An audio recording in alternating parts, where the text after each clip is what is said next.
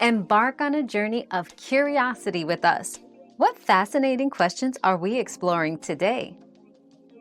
Cracking your knuckles daily is usually safe and doesn't lead to arthritis. That popping sound is gas bubbles bursting in the joint fluid, not bones grinding.